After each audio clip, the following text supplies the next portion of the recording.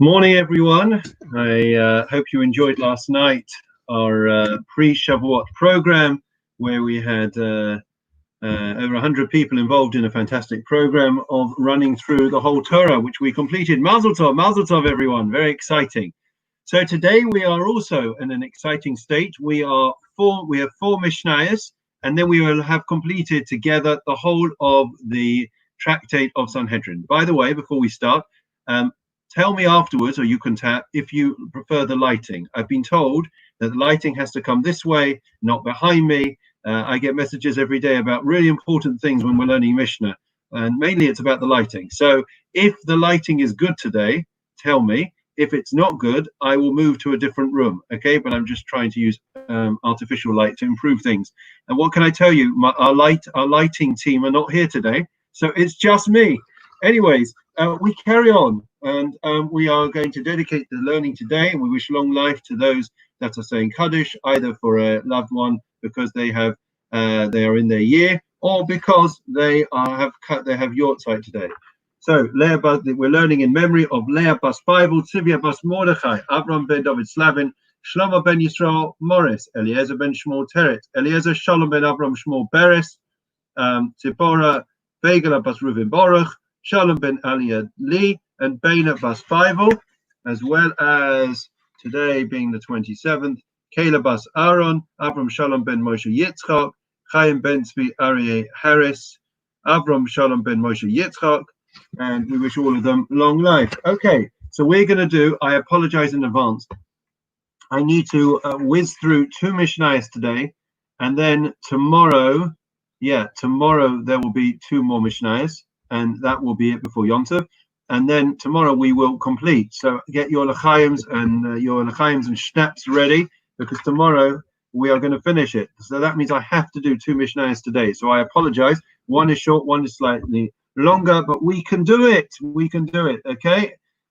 So the Mishnah is discussing about the continuing what we've been learning, which is about a zaken mamre. Okay, very important feedback. The lighting is good, much better. I don't know if that's me or the lighting. Okay, so we have all different types of lighting here. We have plenty of days to try them out. Hopefully this is good.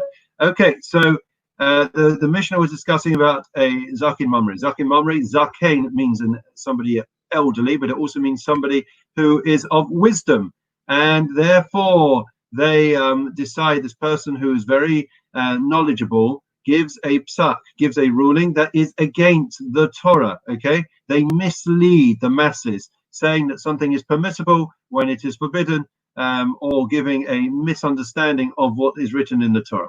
Let's have a look at the Mishnah rather than me say it outside, and then we'll go on.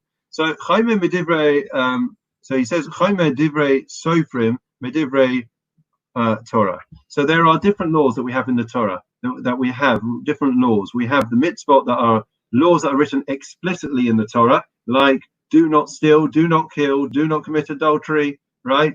Don't be jealous, and all the other ones that we're all familiar with, keep the Shabbat. And then there are ones which are extrapolated, right, from the words of the Torah. They're there in allusion, but we have to, through the oral tradition, we have to expound on the words to arrive at those laws. And that was done by the rabbis. That is divrei sofrim. So we're saying that the laws of the sofrim, or that the rabbis expounded on, are in fact have a stringency more than the divrei Torah, than the words that are explicit in the Torah. How can that be? And that is because of this law of the zaken mamre. Because ha'imeh ein tefillin kedei lavo al divrei Torah is potter. If a zaken mamre says something that is, this man comes along and he gives a ruling, and it is explicit in the Torah, not like that. So in English law, as one I can see we have some lawyers on, they will tell you that a person is deemed to know the law. Ignorance is no excuse in the eyes of the law, right, Adam? Correct. So therefore, if somebody comes along and they tell you something that's against the Torah, are you going to be exempt if you follow this? Is this person the zaken mamre who misled and said something that was against the Torah? He says, no, you can steal. No, it's okay, you can kill. You would not, that zaken mamre has not actually misled anybody, because all you have to do is to go to the Torah, open the book, and then you will see it in front of you. So therefore, something that's explicit in the Torah, he cannot mislead, because we are deemed to know the law or to be able to look up the law. But when it comes to the Divrei Sofrim, which is more sophisticated, more complicated, and therefore it's a matter of exposition, it's a matter of deduction. Therefore, it's only a wise person, somebody who's got the knowledge and he's been to yeshiva and who's learned for many years, only they will know how to do that in these times. And therefore, Divrei Sofrim, the words of the rabbis, would be more stringent in that's where a Zakin Momre, this person who misled the people, if you transgressed a Divrei Sofrim, you would be chayiv, you would be liable. Whereas the Divrei Torah, if he comes along and says something that is explicit in the Torah and he says it's permissible when really it's forbidden, you're expected to know, and therefore he would not have misled the people. Chamesh Totafos. So what happens if he says there are 5 boxes on the head to fill in? There have to be 5 boxes, right? So that is Lahasif al Divrei Sofrim. It doesn't say anywhere explicit in the Torah how many batim, how many boxes there are in the tefillin. That is something that is a matter of extrapolation and deduction by the rabbis through various verses of the Torah and traditions that we have. And therefore, since that is a matter of Divrei Sofrim, something that's learnt out from the Torah, therefore, if he misleads, a person cannot be deemed to have learnt that or studied that, and therefore he would be liable, he would be chayav, and would be guilty. And we said already, he's guilty and culpable for capital punishment. The next Mishnah, and then after this Mishnah, we'll have 2 left for tomorrow. So they would not carry out his execution, not in the Beis Din of his city, and not in the Beis Din that was in Yavne. We know that was established, the Beis Din in Sanhedrin. Well, the establishment of Yavne was really Rabbi Yochanan ben Zakkai, who managed to ask for a Vespasian that he should have a place for an oasis despite the destruction, by a place for learning when they were going to destroy the Jerusalem, and he gave him Yavne, right? So they had to, such a person, it was such the severity of this prohibition and of this case, the gravity of the matter of a Zakin Mamre, this wise sage that misled the masses, is of such seriousness that it has to be carried out in front of the highest court in the land, and that would be in the Beis Din Hagadol that sat in Yerushalayim, that actually sat in the precincts of the temple. And they would, according to one opinion, they would hold him there until the festival. And they would kill him, execute him on the festival. Why? Because the verse in Devarim says, all the people, Yishma'u ve'yirou v'lo yizdonod. That the whole idea is of any type of capital punishment is it's not just a matter of punishment, but it's also a matter of that it should be a deterrent for other people that see it. And what's the best way for it to be a deterrent? And that is if it is in the public eye. So therefore, most people came to Yerushalayim when festivals. That's why it's called the 3-foot festivals, because everyone would come by foot. And therefore, that was, according to the first understanding, this is Rebbe Kiva, that's what they would do. They would hold him there till the festival. Rebbe Yehuda Omer, we're not going to wait until the festival, despite the fact there is the benefit of it being a deterrent in that the masses will see what is going on, and they will it will instill a fear into them that we can't do this again. You know why? Because look what happens. Look at the consequences of misleading the people. Why can't we do it? Rebbe Yehuda says because of we said already, one really doesn't delay a judgment.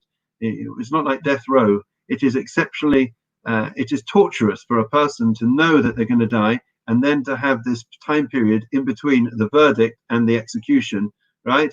Once we know that a person is guilty, then the best thing is that capital punishment is carried out, rather than the torturous wait for them to go through every day, not knowing when they are going to be killed. We carry it out immediately. But what we do is we send messengers to all the places. So they would notify everyone via messenger in those days. I'm not talking about the messenger that we use. I'm talking about the old-fashioned way of messaging. And that way, the masses, the public would know, and there would still be that deterrent, albeit that they wouldn't see it in person, but they would have heard about it through the messenger. So that's very, very exciting. We have 2 Mishnahs, yes, which please God we will complete tomorrow. Come with your whiskey or vodka or whatever else you want, and we will complete that tomorrow. So we carry on now with Psalm 23, in which we are beseeching the Almighty for his mercy in this period, that there should be an end of COVID, an end of coronavirus, and everyone should be healthy. The Lord is my shepherd, I shall not want. He makes me lie down in green pastures. He leads me beside restful waters. He restores my soul. He leads me in the paths of righteousness for his name's sake. Even when I walk in the valley of darkness, I will fear no evil, for you are with me. Your rod and your staff, they comfort me. You set a table before me in the presence of my adversaries. You anointed my head with oil. My cup overflows. May only goodness and kindness pursue me all the days of my life, and I will dwell in the house of the Lord for the length of days. Okay, just in case you're wondering what page number that is, we do have it somewhere here. I don't know, it's gone. Anyways, we'll find it by tomorrow.